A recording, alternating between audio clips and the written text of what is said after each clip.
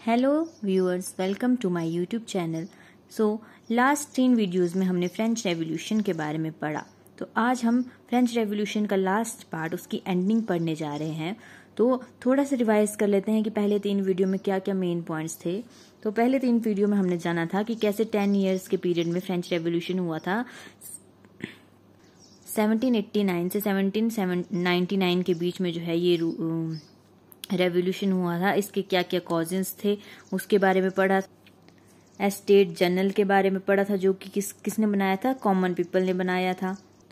इसके अलावा हमने नेशनल असेंबली और टेनिस कोर्ट ओथ के बारे में पढ़ा था, जो कि कब बनी थी, 5 जुलाई 1789 में बनी थी। ठीक है। इसके अलावा हमने जाना था कि किस तरीके से नेशनल कॉन्स्टिट्यूएंट असेंबली बनी थी। उसके बाद हमने जाना था कि कैसे 1790 में जो है नेशनल असेंबली के लोगों ने अलग अलग ग्रुप बना लिए थे। जैकोबियंस, गिरोंडियंस और society of revolutionary Republic women का ग्रुप बना लिया था। उसके बाद हमने पढ़ा था कि नेशनल कन्वेंशन बनी थी 1792 से 1795 के बारे में। इसके बारे में भी हम अभी आगे पढ़ेंगे। इसके अलावा जो लास्ट में हमने ये पढ़ा था कि किस तरीके से जो रेवोल्यूशनरीज थे, जो क्रांतिकारी थे, उन्होंने किंग लुइस 16 को मार डाला था। ठीक है। और उसके बाद जो है ब्रिटेन, स्पेन, डच ने ऑस्ट्रिया और पर्शिया को ज्वाइन कर लिया था और वॉर ऑफ फर्स्ट कोलिएशन हुई थी। ठीक है। तो आइए इससे आगे हम स्टार्ट करते हैं। हमने देखा था कि फ्रांस में जो है क्रांति अब बहुत आगे बढ़ चुकी थी। उन्होंने अपने राजा को भी मार डाला था। ठीक है। अब जो है बाकी देश भी फ्रांस के साथ लड़ाई कर रहे थे, कोलिएशन वॉर्स कर रहे थे, क्योंकि वो नहीं चाहते थे कि उनके देश में भी कुछ ऐसा हो।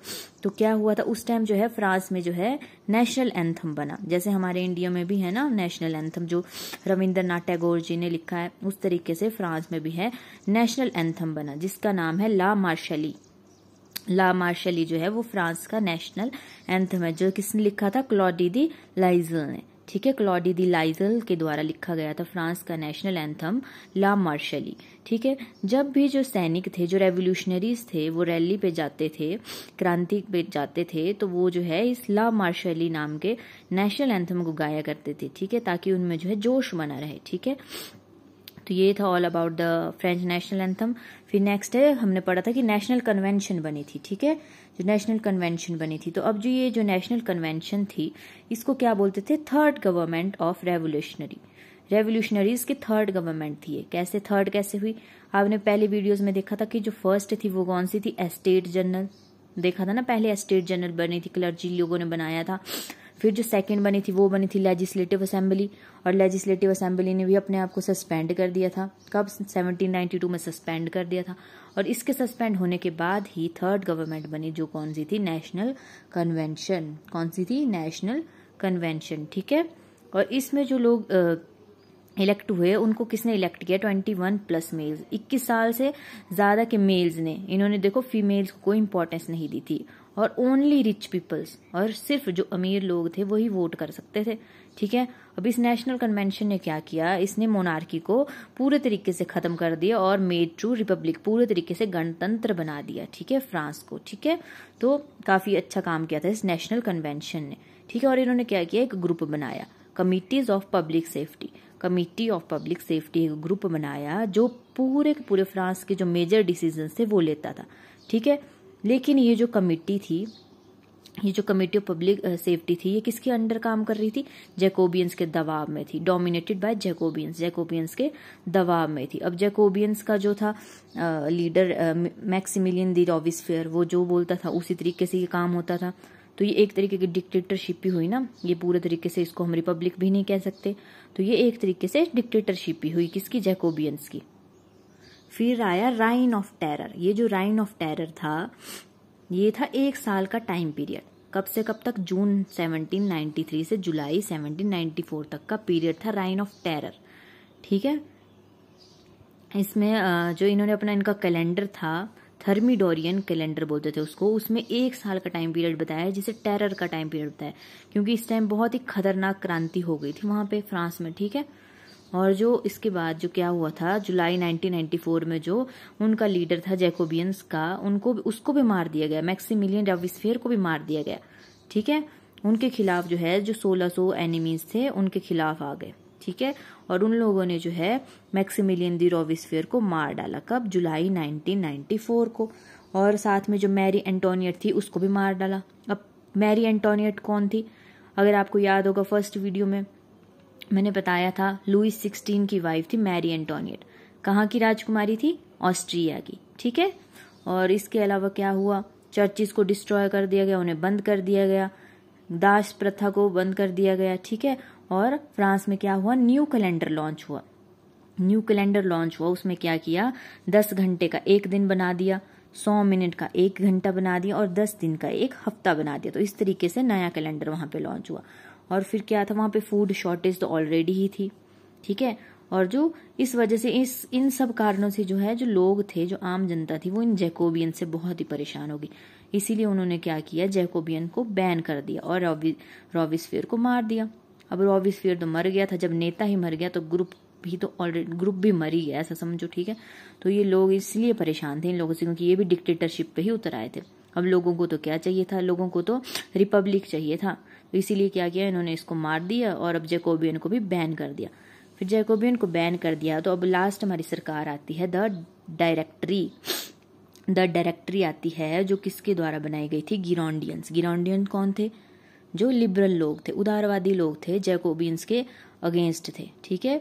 ये कब से कब तक बनी डायरेक्टरी? 1795 से 1799 तक बनी, ठीक है। ये लास्ट थी, ठीक है। इसमें क्या हुआ? इस जो गिरोंडियन लोग थे, हमने देखा था जैकोबियंस कौन थे? गरीब लोग थे। अब जो गिरोंडियंस थे ये कौन थे? अपर मिडिल क्लास थे, अपर मिडिल क्लास, ठीक है।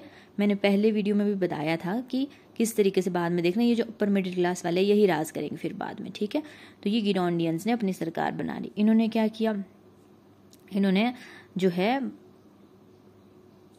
द्विसदनात्मक लेजिस्लेचर बनाया। जैसे हमारे भारत में है ना लोकसभा राज्यसभा 2 सदन है, उस तरीके से इन्होंने फ्रांस में भी 2 सदन बनाए, ठीक है। इन्होंने जो है एग्जीक्यूटिव बॉडी 5 डायरेक्टर्स को दी, 5 मंत्री बनाए। पता क्यों बनाए इन्होंने 5 मंत्री? क्योंकि ये नहीं चाहते थे कि ये रॉबिस्फियर की जैसी गलती करे। अब जो रॉबिस्फियर था वो डिक्टेटर बनना चाह रहा था, वो अपना ही चला रहा था, मतलब जो वो बोल रहा था। लेकिन इसने ऐसा नहीं किया। इन गिरोंडियंस ने क्या किया? 5 लोगों के 5 मंत्री बनाए, ठीक है। ये 5 मंत्री आपस में सलाह मशवरा करके सारे डिसीजंस लेंगे ताकि जो है कोई भी डिक्टेटरशिप ना हो, ठीक है। इसीलिए गिरोंडियंस ने 5 मंत्री बनाए। अब क्या हुआ? France started to win many battles because of a person, Napoleon. अब ये एक नया नाम उभर के आया, कौन? नेपोलियन। अब ये नेपोलियन कौन था? ये तो एक आम सिपाही था। कौन था ये? एक आम सिपाही था, नेपोलियन। अब इसकी वजह से जो फ्रांस है वो बहुत सारी बैटल जीतने लगा, इसीलिए इसका नाम जो है उभर कर आया, ठीक है। इटली, ऑस्ट्रिया, इनके साथ जो कॉलिएशंस की वॉर हुई थी वो भी फ्रांस किसकी वजह से जीता था? नेपोलियन की वजह से। अब क्या है? नेपोलियन फेमस हो रहा था, ठीक है। अब आगे के टाइम में देखना नेपोलियन का ही शासन चलेगा, है ना। इसके बारे में तो सबने पढ़ा होगा, ठीक है। स्कूल टाइम से जो भी हम हिस्ट्री पढ़ते थे उसमें काफी बार हमारे चैप्टर्स में होता था नेपोलियन, ठीक है। फिर आती है द कॉन्सुलिएट। अब ये कॉन्सुलिएट क्या है? ठीक है। अब ये डायरेक्टरी के बाद ये कॉन्सुलिएट क्या है? ये कॉन्सुलिएट जो है वो नेपोलियन की सरकार है। क्या है? नेपोलियन की सरकार। जो नेपोलियन है उसने 1799 तक तो क्रांति चली थी, उसने 1799 से 1804 तक ये सरकार बनाई। अब 1799 में आपने देखा ना गिरोंडियंस ने, डायरेक्टरी ने जो है वो सब कुछ ठीक कर दिया था। एट द एंड वो रिपब्लिक भी आ गया था, ठीक है। बट अब क्या हुआ? नेपोलियन ने अपनी सरकार बना ली। उसने क्या किया? 3 कॉन्स्यूल्स बना दिए, एक तो वो खुद था और 2 और थे। और एट द एंड उसने 1804 में क्या किया? अपने आप को एम्परर ऑफ फ्रांस डिक्लेयर कर दिया। क्या कर दिया? अपने आप को एम्परर ऑफ फ्रांस डिक्लेयर कर दिया, फ्रांस का सम्राट डिक्लेयर कर दिया अपने आप को। और फ्रांस को दोबारा से क्या कर दिया? मोनार्की बना दिया, राजतंत्र बना दिया। इस तरीके से फ्रांस रिपब्लिक से दोबारा से राजतंत्र बन गया। कब? 1804 में। किसकी वजह से? नेपोलियन की वजह से। अब शुरू होगा नेपोलियन का राज, पर हम इस वीडियो में वो नहीं पढ़ेंगे। हमारा काम था सिर्फ फ्रेंच रेवोल्यूशन तक जानना कि फ्रांस में क्या क्या रेवोल्यूशन हुई थी, तो हमने वहां तक तो पढ़ लिया, ठीक है। तो हम इस वीडियो में इतना ही पढ़ेंगे।